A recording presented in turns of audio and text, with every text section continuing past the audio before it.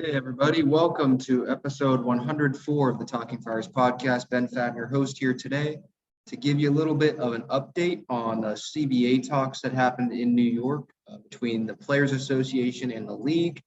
But before that, we'll talk about news that came out from the Athletic regarding minor leaguers not being paid during spring training. That's what Major League Baseball wants, and it looks like that's what's going to continue. Minor league baseball players, obviously, it's well known that they don't get paid well during the season, and we'll get into that. And they don't get paid at all during spring training. And according to the Athletic, Evan Drellich posted this on Friday, saying that Major League Baseball does not want to pay its minor leaguers, and a lawyer in federal court said on Friday that minor league players should not be paid during spring training as they're not employees during training. Even though they're employees during the season, they're training, so they're not employees, so they shouldn't be paid. That makes no sense. There's other things that don't make sense in this. And excuse me if I get louder here, but that is just dumb. It's really, really stupid that Major League Baseball, when these are billionaires, can't pay their minor leaguers anything except lodging and food, which is they're probably required to do that. So they're probably doing the minimum requirements to get minor leaguers through spring training, which, by the way, is probably their most important time of the year, because they're, especially for prospects that are trying to make it to the big league level, they have to make camp and perform really well during minor league camp. And they're not even getting compensated for that. So let's share my screen here for the YouTube audience. This is from the Athletic, Evan Drellich. So quote, this is from Elise Bloom, a firm that is advising Major League Baseball in its lockout of Major League players, saying, quote, "It is the players that obtain the greater benefit from the training opportunities that they are afforded than the clubs who actually just incur the cost of having to provide that training," end quote.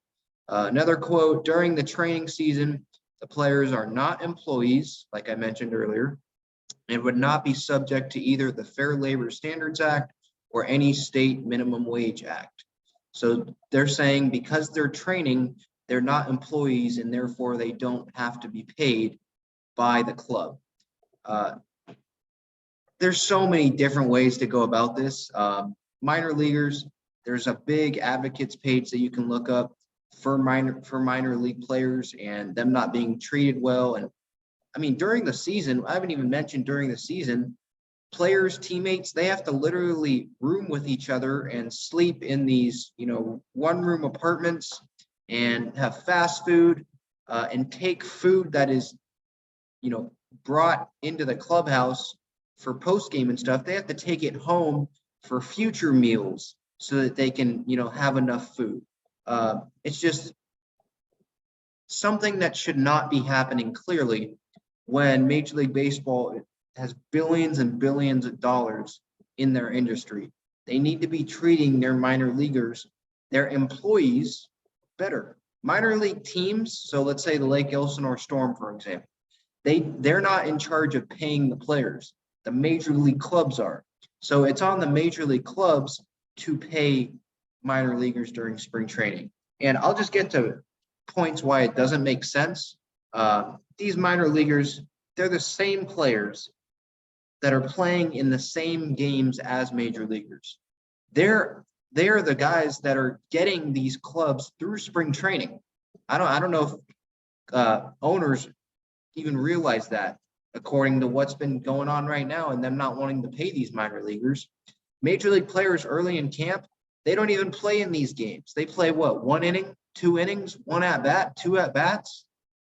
The minor leaguers are the guys that are playing these games, and fans are paying money, putting money in owners' pockets, in teams' pockets, to go watch these spring training games. These fans want to watch these spring training games. They want to watch CJ Abrams and Robert Hassel III and Mackenzie Gore, try to make the big league team, impress, face some major league hitters on other teams, face top prospects on other teams, right? They're watching these guys. That's part of the reason why they pay and put money in the owners' pockets during spring training spring training because they want to see these guys. And so the main resource that these owners are getting profits off of in spring training aren't even being compensated by the owners. Please tell me how that makes sense. It doesn't. Owners and teams, like I just mentioned, they're making money. Fans go to spring training to see these players. And so for owners to make profit and bring in revenue from guys that they're not even paying makes 0 sense. That makes 0 sense. It's one thing for you to pay Fernando Tatis Jr. $20 million a year, which is what it's going to be around, from I think this season on in his 14-year, $340 million contract. It's one thing to do that and then make a lot of profit off of it.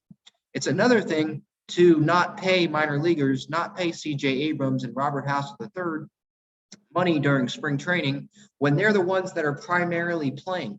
They're the ones that are in these lineups in road games. That some games are being broadcast on the road where C.J. Abrams is playing, and that's a big reason why people are watching it. So the casual fan, yeah, maybe they might not be interested in it, but people like me, diehard fans, they want to watch C.J. Abrams and Mackenzie Gore in those Arizona Cactus League starts when they're playing. It's not even in just Peoria, but they're playing, the Diamondbacks at Salt River Field or Salt River, whatever the complex is, and it's on TV. Guess what? You're raking in money for that, and they're not even being paid. That just makes no sense. It makes no sense at all. According to the advocates of the minor leagues, so that's the site I was talking about, the program is trying to, make it more known, spread awareness of the things that minor leaguers have to deal with. They say on their website that single A players during the playing season, are paid $500 per week. Double A players, $600 per week. Triple A players, $700 per week. And during the minor league season, that is when they're paid. That's the rate that they're paid, which is pretty much nothing compared to major leaguers, obviously. And that is not where really major league clubs are bringing in all the revenue. A big part of the revenue is spring training for that month and a half that those games are being played. That, again, like I mentioned, that's probably the highest stress moments for the Mackenzie Gores and the C.J. Abrams of the world. I'm not even talking about lower prospects.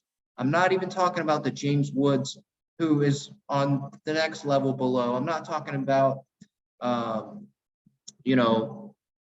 any guy, that Jack Stronick, he went to my local high school. I'm not even talking about those guys who do play in spring training games sometimes early in camp. They don't get paid either. And for owners to be making all of this money and not compensating the people who are helping them make the money in spring training is just downright stupid. And it's just wrong, morally wrong.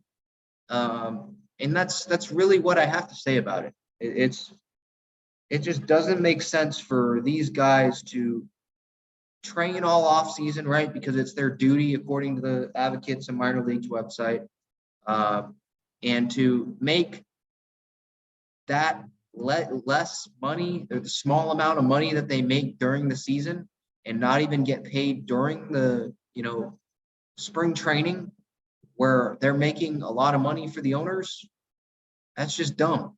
It doesn't make sense. And I think that really, really needs to change. So if any minor leaguers are listening, watching this, feel free, contact me, get in touch with the show, Twitter, Instagram, talkingfriars@gmail.com, whatever. And I'd be glad to have you on to give you, give fans firsthand account of what you're going through, because I don't think that it's right. And I think that it's embarrassing for owners to be doing this. It's one thing, let's transition. Another thing that's embarrassing for the owners is the CBA update and the lockout discussions.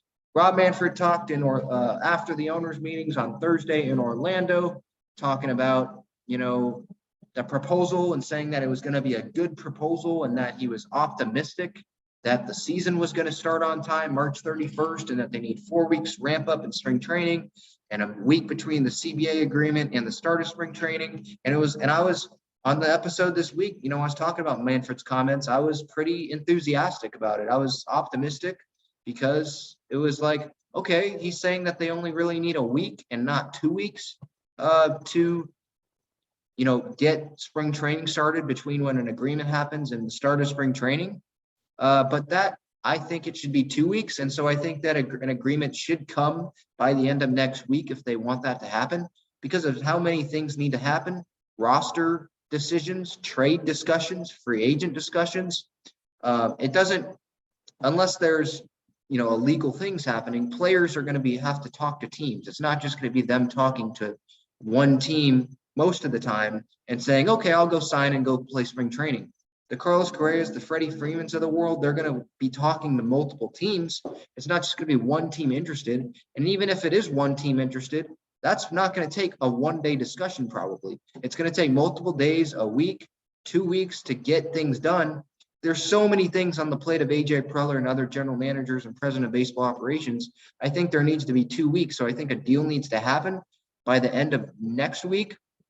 But that's not looking great, according to the reports, the Evan Drellich reports, the Jesse Rogers, Jeff Passan, the Bob Nightingale, all of the reports that are coming out of New York and the meetings, the MLB and the Players Association meetings. It does not look good. So let's get right to it. I'm recording this right after all the reports have happened. According to SNY, they met at 1 o'clock Eastern time today in New York at Major League Baseball's headquarters. And the meeting was supposed to be a Major League Baseball counter proposal or a proposal to the Players Association. And it was supposed to kickstart some momentum. And it doesn't look like there's been a whole lot of momentum according to all of these reports. Now, I got pissed off, quite frankly, about meetings only being 90 minutes in previous episodes this month. I think it was this month about, I was mad about these meetings only being 90 minutes. And, it's literally their job right now, the league and the players, to get together and, lock themselves in a room and get something done. These 90-minute meetings and then flip-flopping back and forth between core and economic things and just non-economic things doesn't make sense. Hash out one thing before you hash out the next. There's so many things that are going wrong here. The purpose, again, was a proposal by the league to the players, and it lasted not even 90 minutes like I was mad about. So I'm really going to be mad because it lasted less than an hour. June Lee of ESPN.com at 1:57 p.m. Eastern time reported that the meeting had ended. It started at 1 p.m. So I think the Players Association lawyers, Bruce Meyer and a couple other guys, they went to the league office at like 12:55 p.m. So the meeting started around 1 o'clock probably Eastern time, and it lasted less than 1 hour. And right when that happened, it was like, okay, obviously there was nothing that probably happened significant that happened. It's pretty embarrassing that a core economic proposal discussions hadn't happened in 11 days, more than a week and a half. Those discussions haven't happened in 11 days. And guess what happens? You meet for less than 60 minutes. That's embarrassing for both sides, more the owners, but both sides, especially when the commissioner comes out this week in Orlando after the owners meeting and said it's going to be a good proposal and it would be disastrous for a season to not start on time. Really? Would it be disastrous? Because it doesn't look like it would be disastrous because you guys aren't acting fast. It doesn't look like you really care about hammering out the details with the players, or else you'd spend more than 60 minutes in the meeting. It's as simple as that. It doesn't seem like either side. Now the players, they say that they're eager. I'm more on the players' side here, but the players say obviously that they want to get to the bargaining table, but the owners aren't. The owners don't look like they want to do that, and that's pretty embarrassing for billionaires to say, whatever. I don't really care about the season starting on time. Those fans that had those February spring training plans, it's all right. Just get your refunds. You're not going to have those plans. It doesn't look like they care, and that should be embarrassing to them, but it doesn't seem like it is. So the details here, the Major League Players Association came out of that meeting with Major League Baseball unimpressed by the offer, according to June Lee of ESPN.com, and there was very little progress made between the two sides. Well, yeah, when a meeting's less than an hour, there's going to be very little progress. Evan Drellich tweeted, in fact, I can share my screen for the YouTube audience here. let's see here. Evan Drellich of The Athletic, he reported on Twitter that as part of MLB's proposal, the competitive balance tax threshold started at 210 last year. He said that their proposal is going to be to 214 this year. In 2022, 2023, 214 million it would stay.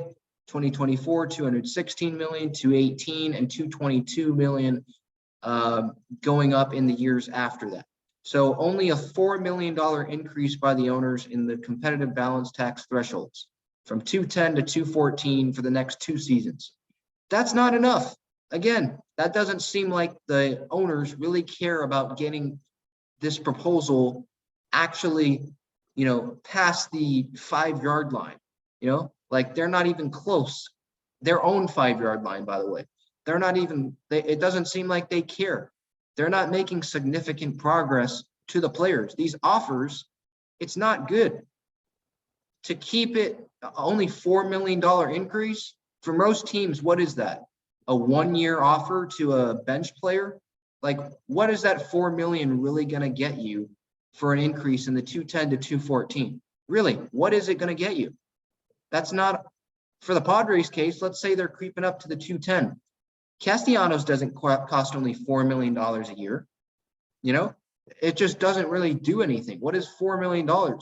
I don't even know if Tommy Pham on a 1-year deal would be $4 million. That would cost probably more than that. So these competitive balance tax proposals, they need to increase more than that. We're talking it should probably increase more to 220 to 240 million dollar range. And is that going to happen? Probably not. But I think that's the significant thing that needs to happen here. That's not happening.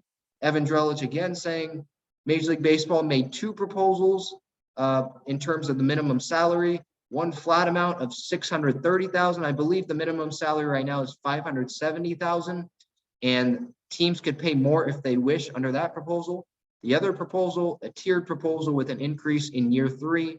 Now it's at $615,000, which that would be the 0 to 1 year service time for this proposal, with an increase in year 3.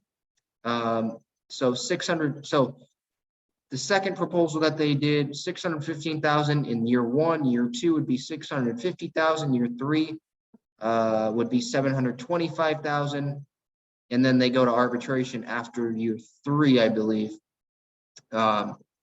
So, okay, maybe that's progress. I think the $630,000 is progress, and maybe that's where they end up going.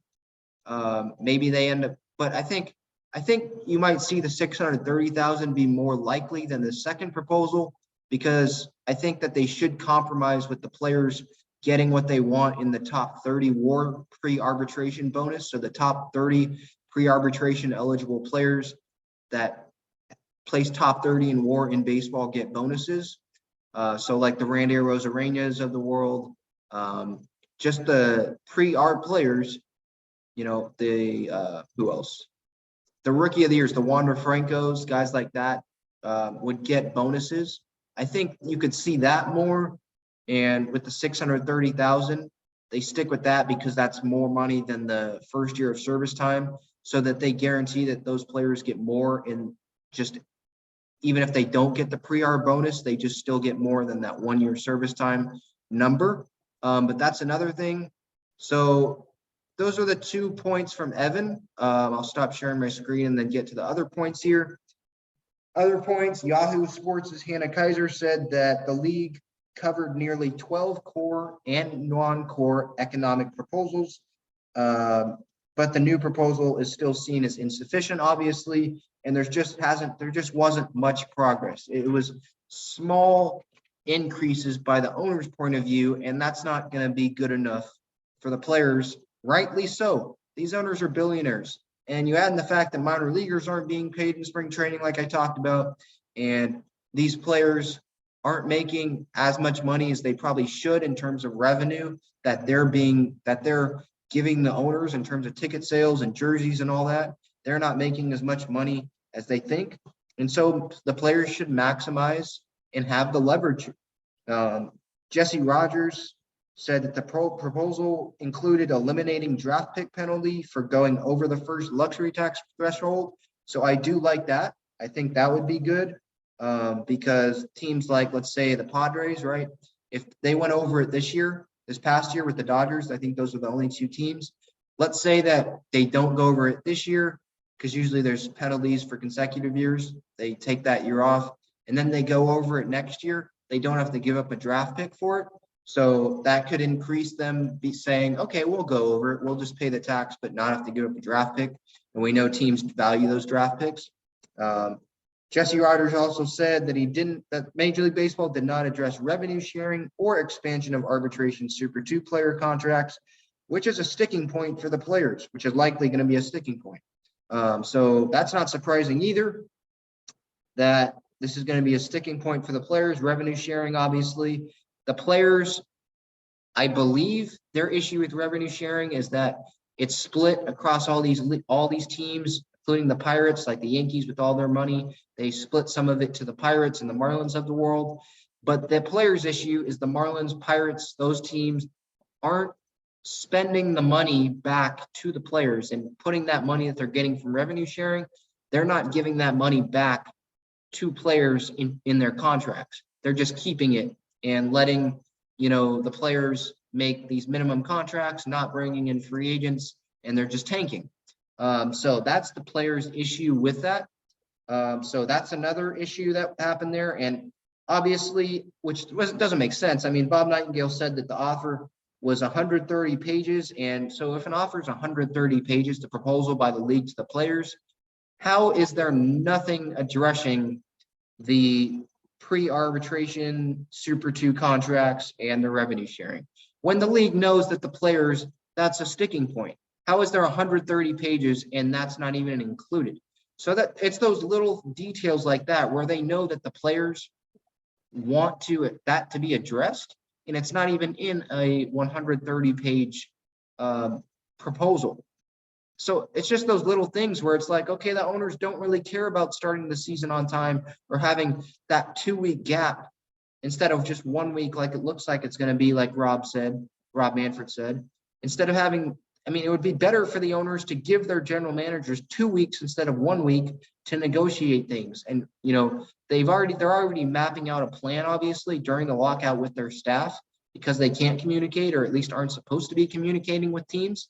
But wouldn't that be a good thing for the owners to give their staff an additional week to prepare and bring in players and talk with players and negotiate trades, possibly? Eric Hosmer, wouldn't that be better for the owners? It doesn't seem like they care. And that's frustrating for the players. That's frustrating for the fans. I want an additional week. I don't know about you.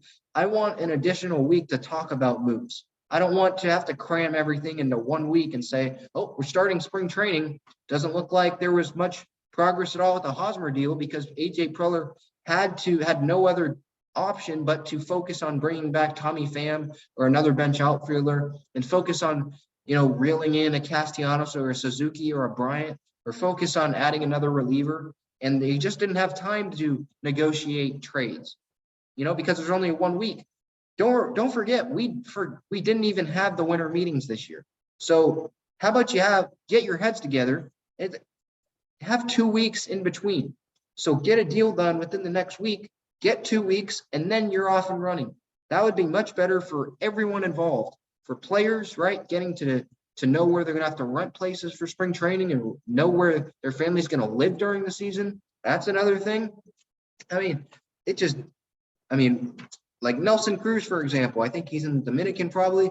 Where is he going to live? He doesn't know.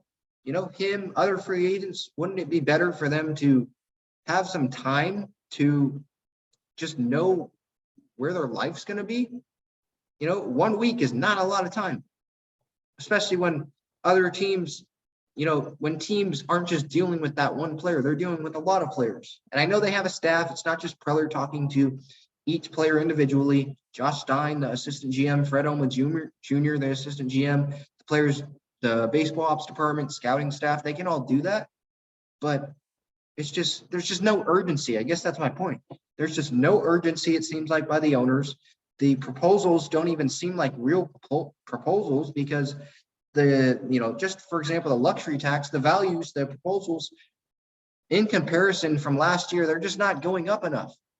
It's like, okay, we'll increase it and say that we increased it, so it's a nice PR thing. Hey, we increased it, we're trying, but we're not really trying. Real fans, they know that you're not really trying for the owners, and it's frustrating, especially coming off the report how they're treating minor leaguers during spring training, and just overall. So it's just frustrating. That's the latest information. Again, the meeting ended in less than an hour. The players union was unimpressed. There was very little progress made between the two sides. 130-page CBA proposal by the league to the players, but it didn't even include all of the sticking points that the players want addressed. So this is not a good day if you're a baseball fan. I don't know when they're next going to meet, but I just don't understand, before I let you go here, I don't understand why they're not just getting in a room and just hashing out a deal until a deal is done. Because they're not meeting tomorrow on Super Bowl Sunday. And who are they going to meet next week every day? They haven't done that. Again, there was an 11-day gap between a core economic proposal and the next one. Rob Manfred saying that he was optimistic and it's a good proposal. A good proposal for who, Rob? Not the players and the owners. My question to them, do you really, really care about the fans' spring training plans? Do you really, really care about starting the season on time? Because it just doesn't seem like it through your actions. So please just get in a room and have longer than hour to hour and a half conversations. That would be much, much better and make a lot of fans, including me, a lot happier. So thank you for listening. Thank you for watching. We'll keep you updated. Till next time, let's go Padres. Ben Fadden out here. See ya.